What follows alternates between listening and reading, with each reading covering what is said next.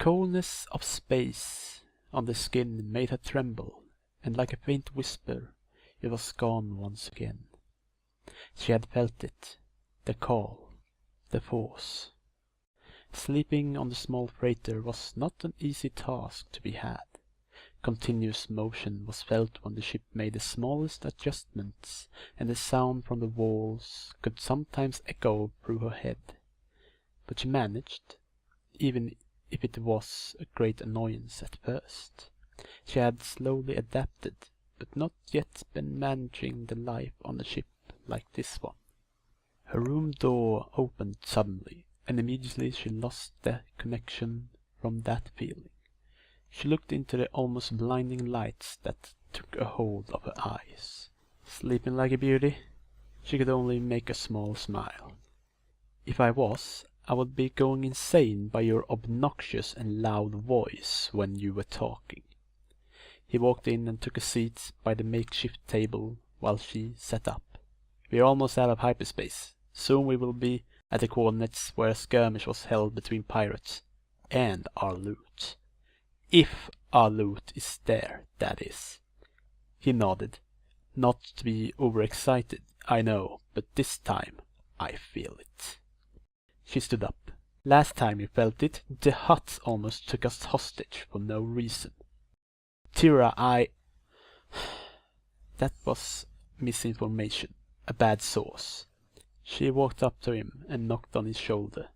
Like always, when things go bad. Before he could say anything else, the old comms on the ship began to squeal. If ladies and gentlemen could look out the starboard side, you can see that hyperspace is over and we finally arrived at our destination. And could the two ladies that haven't joined us on the helm be so kind to do so? Always a joker. And our only pilot, Tira said and walked out of the door before any more trouble was given to her. She remembered the last job they went on, how the Hutts was balancing on whether to kill them or imprison them. Gratefully, the latter option was chosen, and an easy escape later, they were free, much to the pilot's skills and timing of getting them out. For a Corellian, he was good, even among the best. Knowing that, though, she was a danger to them.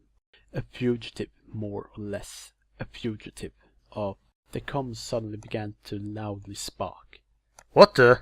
The abrupt stop in communication made her hurry through the last meter of corridor, as fast as she could, almost colliding her shoulder on the doors when she got to the flight deck.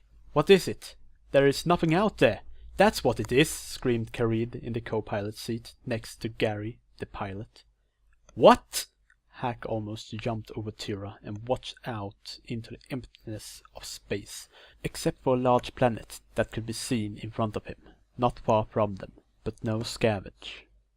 Not this blasted garbage again, Hack! Where is the scavenge? Last Authorised, I knew that when... Sarik took him by his collar.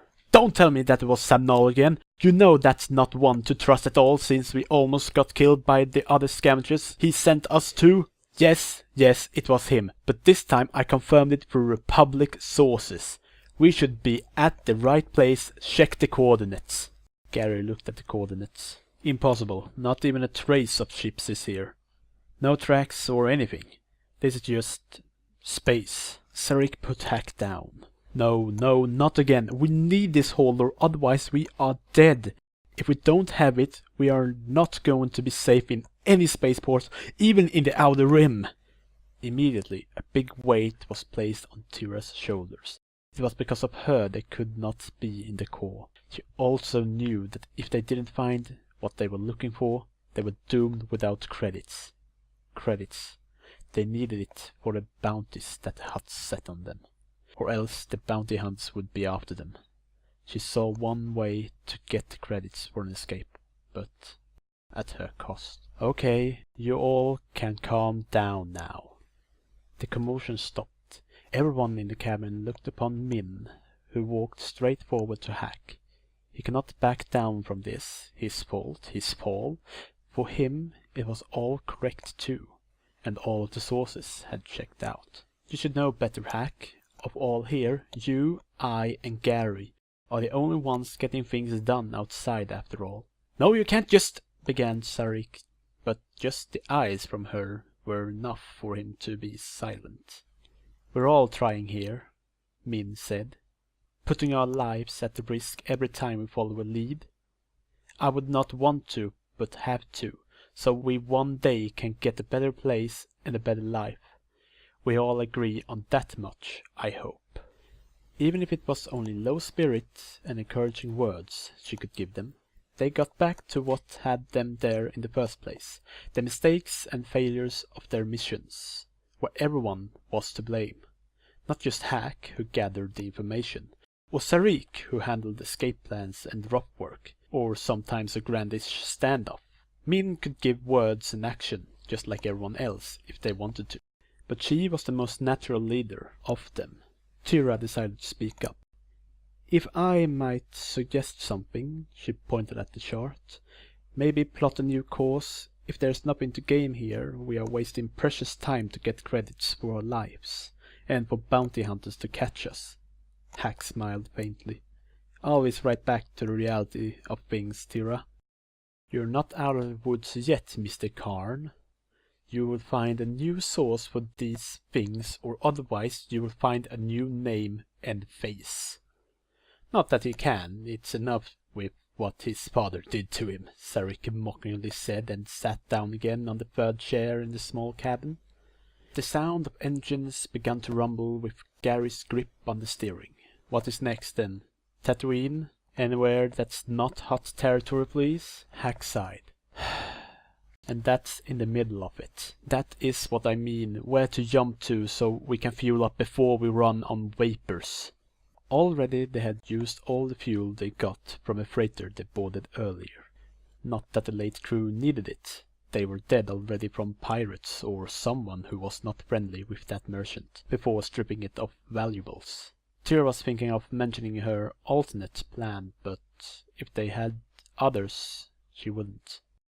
"Hey, can I talk to you?" Tyra almost jumped at Min's approach from behind her. Both went to the other side of the door, and Min closed it. "What now?" Hack wondered. "Girl talk. If you want to know, perhaps go and propose to one of them."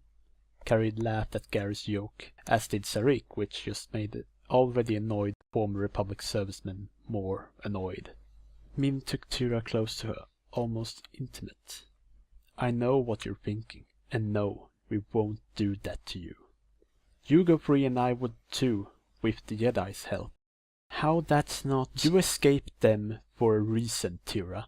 It's not up to debate. You're not going back to a place where you don't want to be." Knowing when to stop, she nodded and straightened herself. "Okay, Captain. That's Gary, not me." Like a mother she never had, that was Min. When she met her, she could not take the way she had lived her life. She just jumped on the chance to live a new life. And she was still falling from that, but more and more lightly for every passing day. The door opened with Min's commanding touch on the panel. All gathered in the same place for once. That was not a mission. For a small ship, they did all their own things in it. Gary piloting, Hack was trying to be a help with the engine and what the servicemen once could do. Khalid usually manned the guns, and Sarik too could do both of those things, if not helping Gary in the helm.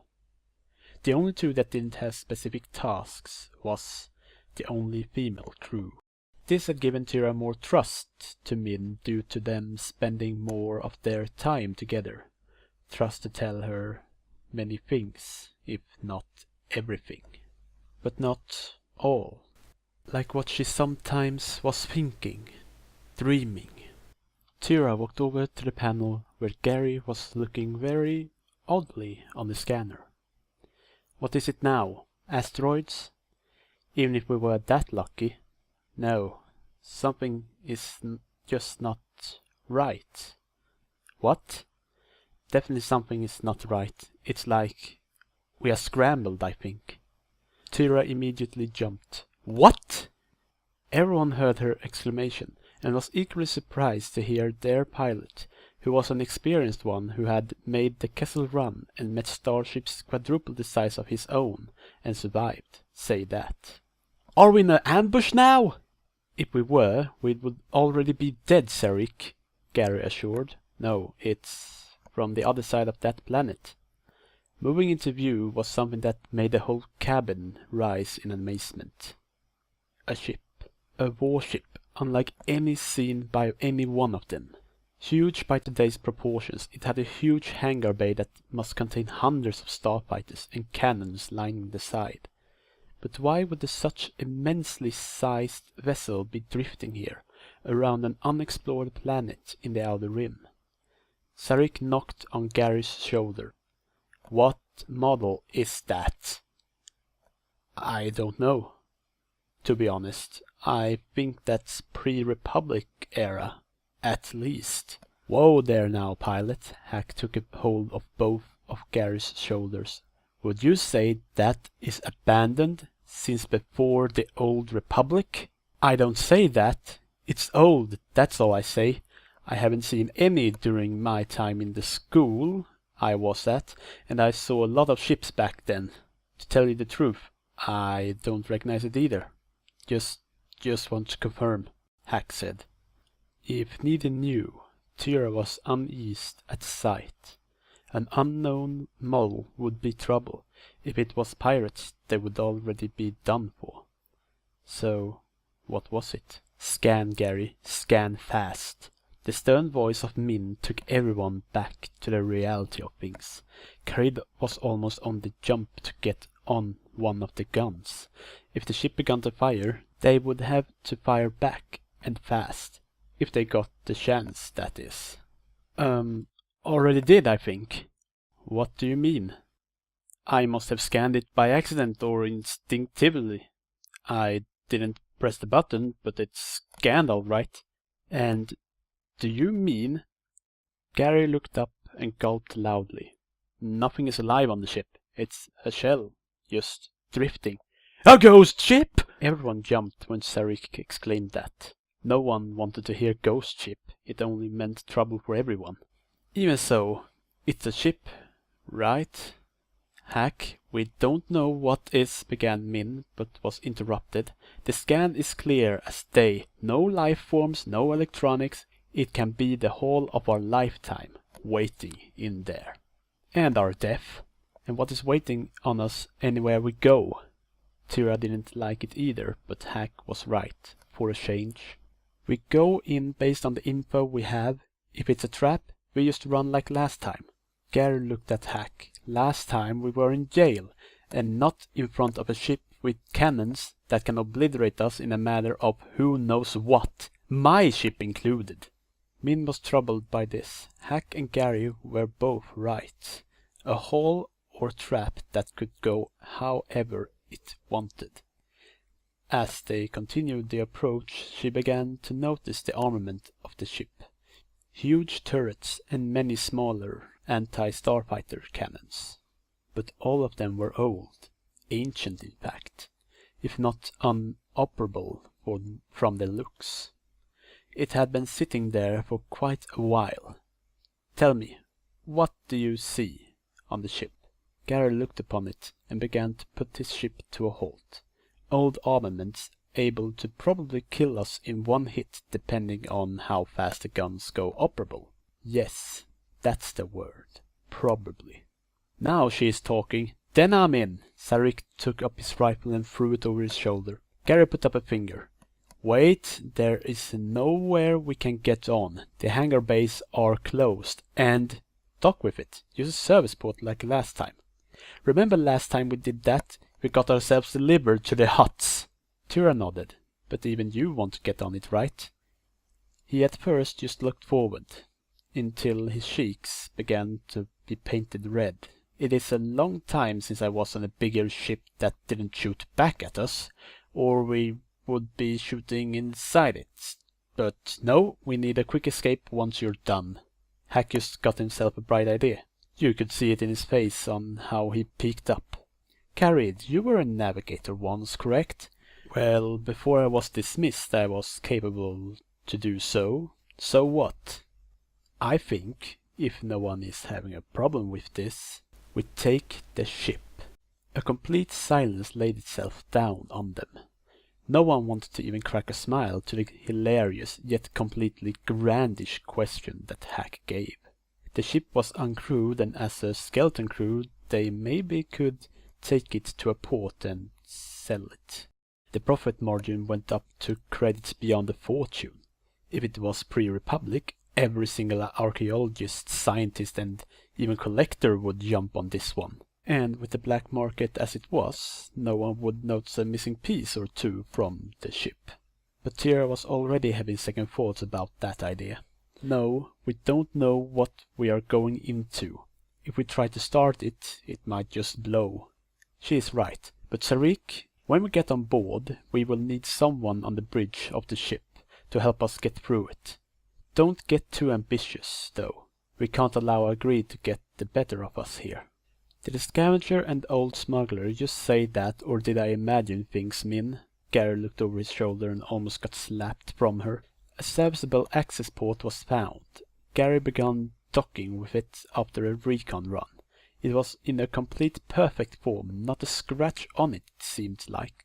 For an old drifting ship, it was remarkably well preserved. Still too good to be true was going around in Tira's head, but she wanted it to be true, so they all could go free.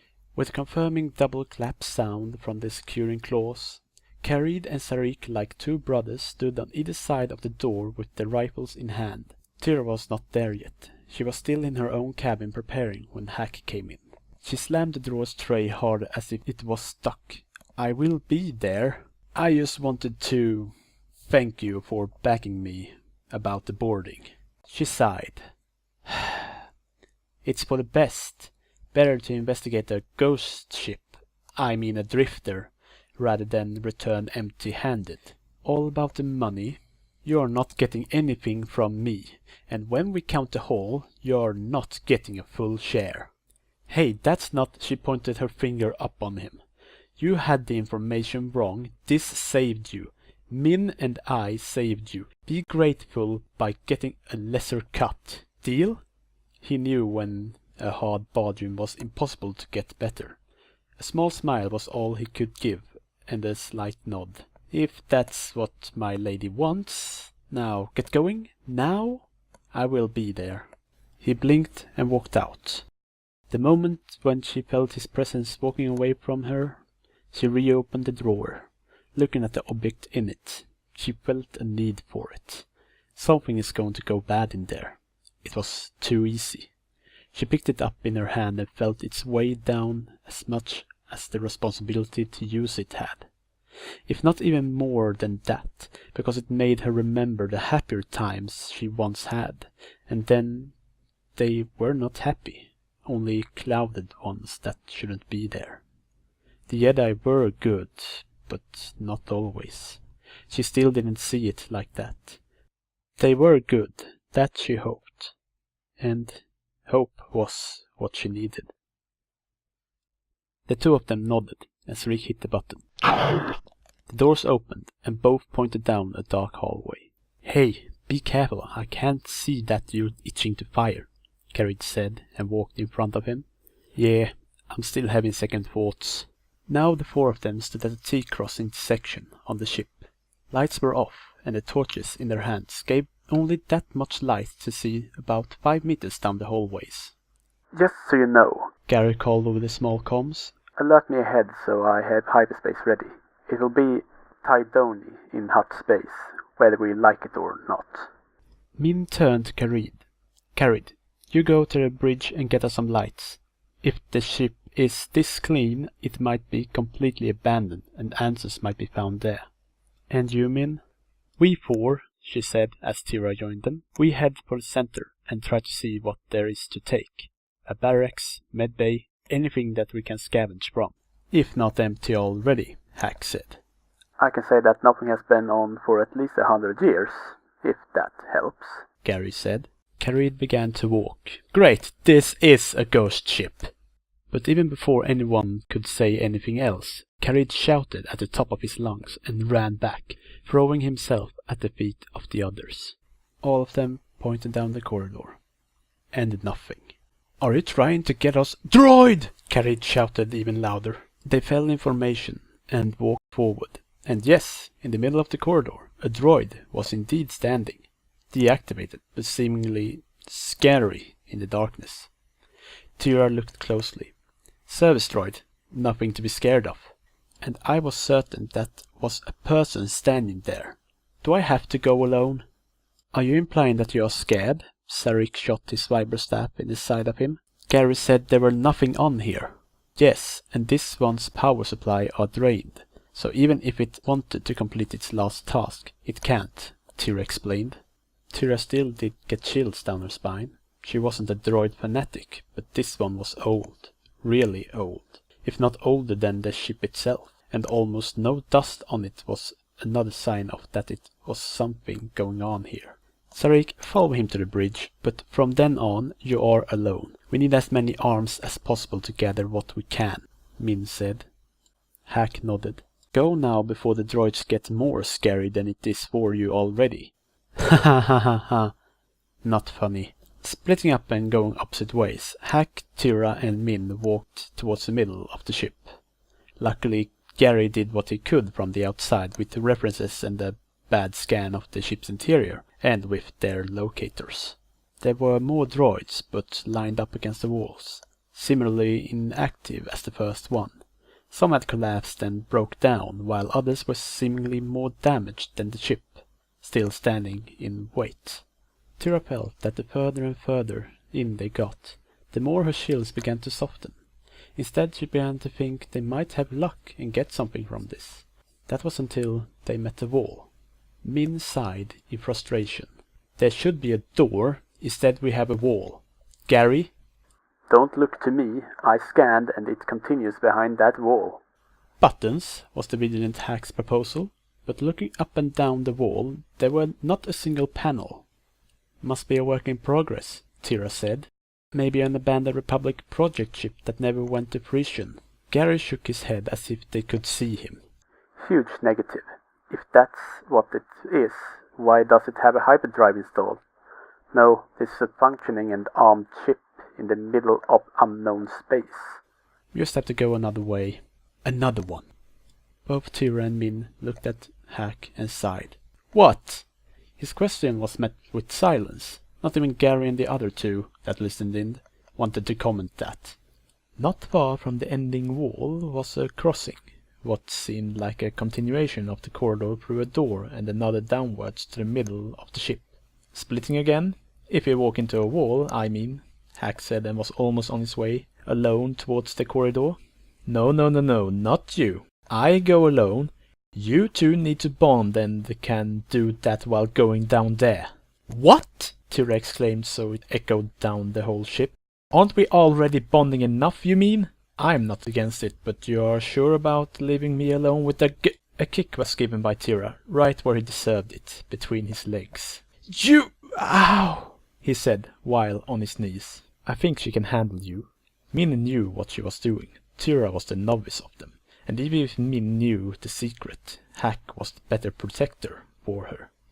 Min wanted also that the two could get better trust in each other since last time when they were captured together. Tira and Hack walked in silence, but every bit alert on each other.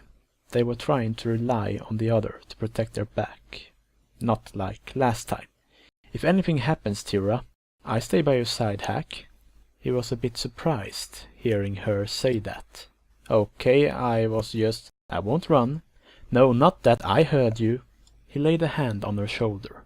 Why the uptightness? Yes, I did run and leave you last time, but that was a valid strategy if you only could hold them off for a few more minutes. You were not even going around, you were heading away from me. His shoulders relaxed and fell. Yes, but the corridors then were not what I remembered. I thought that you left me.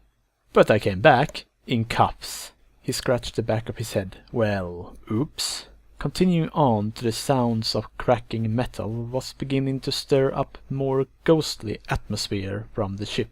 They opened the door with Hack's hacking knowledge to find a storage room, devoid of any food, supplies or any sign of anything that had been kept in there. They both looked at the floors and shelves of the room. Only dust remained, if any of that. Going down the corridor again, lights flashed them, red ones, emergency lights. Hey, I am the captain. I have control of lights and doors for you now. And comms, it seems. Use your personal one. Min was not happy with Carried's light attitude to what he was doing. We don't know anything yet. Get on a computer and read anything you can find. Yes, Captain. The ship comms echoed. And off the intercom. Now less scared and able to see a bit better down the corridor, they continued forward. And I only turned corridors on. Can't seem to get the room lights on. And Sarik is on his way to you. Good. Try turn them on. What level are you at? There are 10 levels. 11 if you include the very bottom. There is a very small extra power service I am able to use. But that's all. What level? Highest, Captain. And we are at 6th, if you're still on the same where we left you.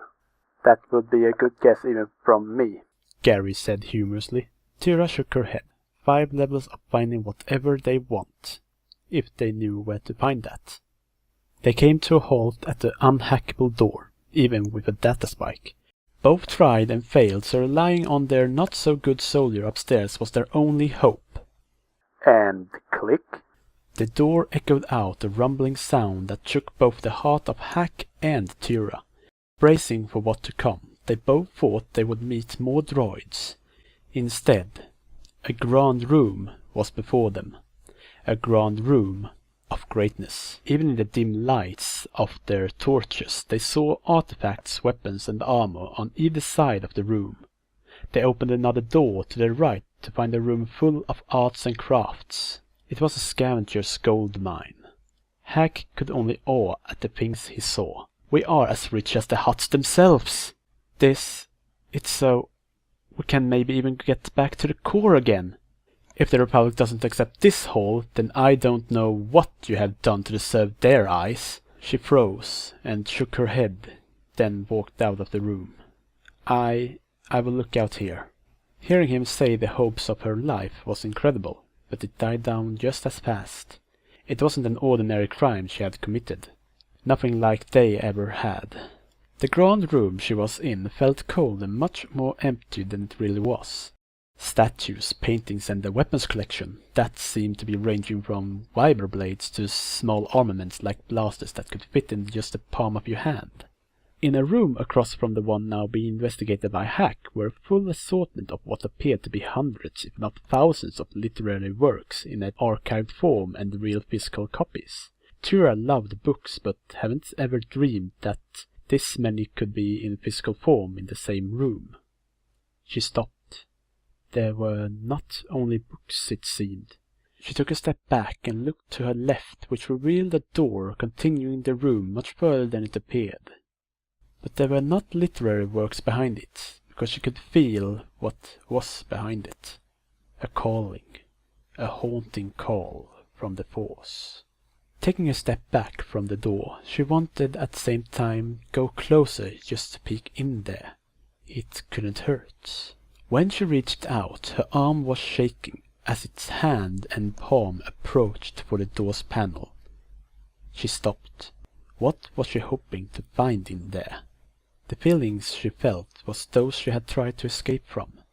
Now that same feeling betrayed her once again. "Hey!" shouted Hack from the other room. "Look what I found. This must be the most valued item that we have ever found." Tyra jolted back from the door as it was about to open. She stared at it in the darkness that sometimes retreated away from the red lights that blinked in the room.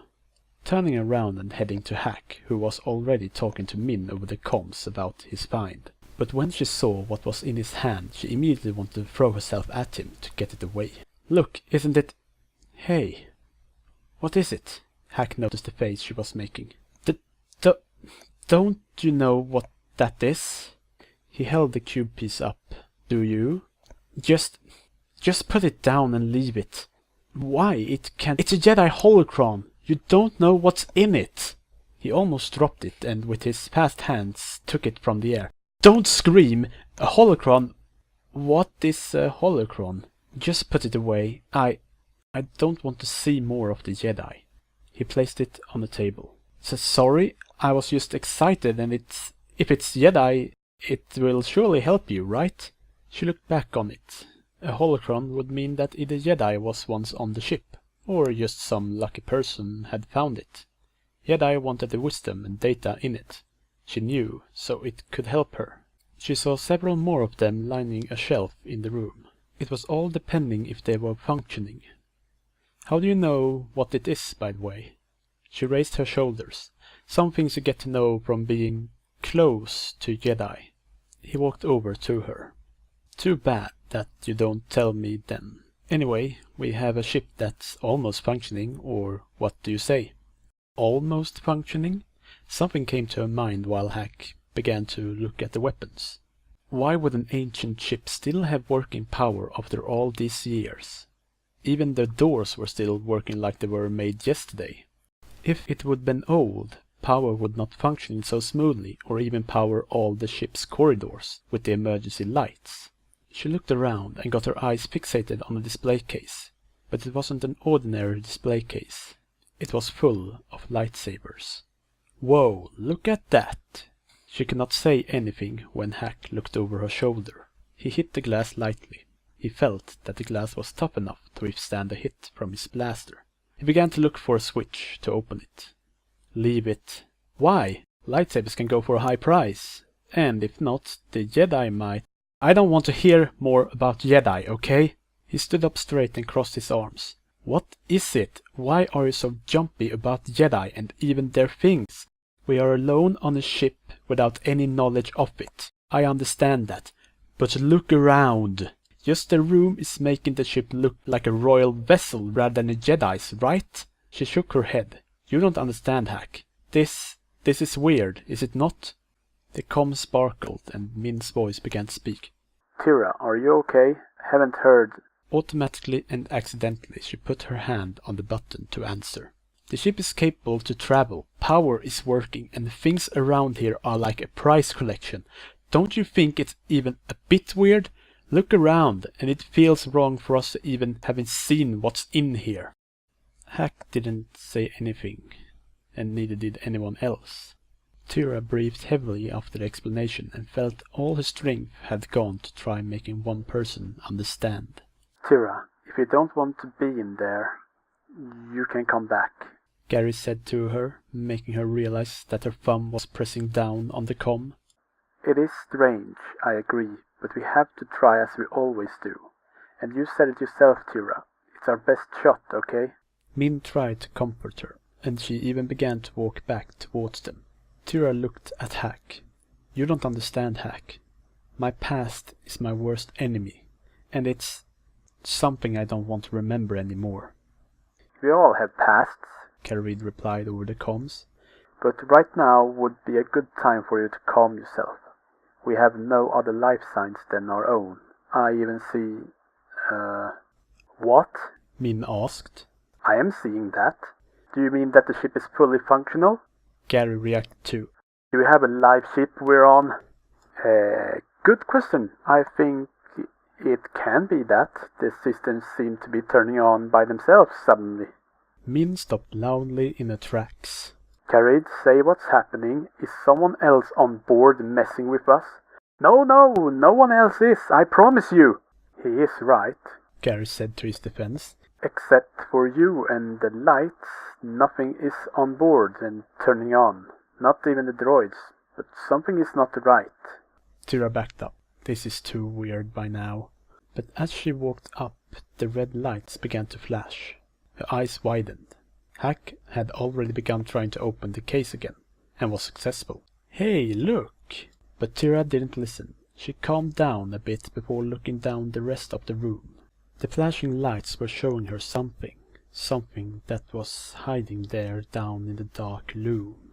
Taking the smallest and most careful steps towards the sight, she was not terrified, but to be honest, she felt that being afraid right now was the smallest of things, and terrified was too little for explaining the creeping fear.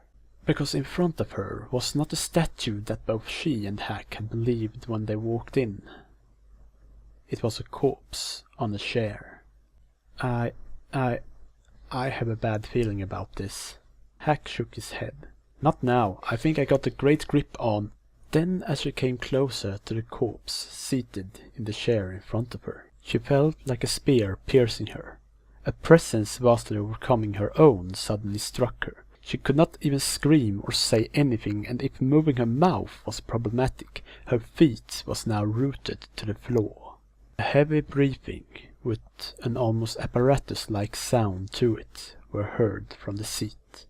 The corpse stood up, and it towered over her at least 2 meters on a stage-like platform. Only air passed through her lungs, and she felt every atom and molecule going in and out of them. Her muscle was so tensed up that if she would move them, they would sprain back. The heart had a hard time to be put through this. "And who are you?" The corpse began to talk, almost as if it was dragging out the words slowly, but in a way that it was not from sleep. "Tyra, what?" Hack saw now in the dimness of the red lights the appearance of the statue, now raised from its seat. He too began to feel this presence lurking into him. "So, will you tell me who are you?" Tyra looked up and down on the corpse, or man, in front of her. A full suit of armor, dead-like eyes, and the overwhelming presence, all coming from him. Tyra suddenly felt her speech come back and the rest of her body almost collapsing from the tenseness of his presence. But he already had her in his grasp and took her up by the collar of her own cloths and armor. "Who are you?" he said, and looked right into her blue eyes. "Run!"